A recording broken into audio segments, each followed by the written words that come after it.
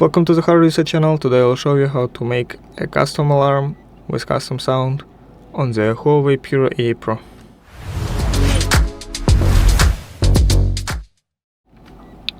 So first of all, open your clock app. If it's not on your desktop, like here, scroll down from the middle and enter clock in the search field. Press on the clock app.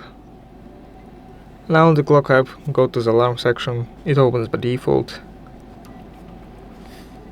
Create a new alarm with the sound you need. Press on the plus. And let's set alarm, for example, for 8:37. We'll make it not repeat.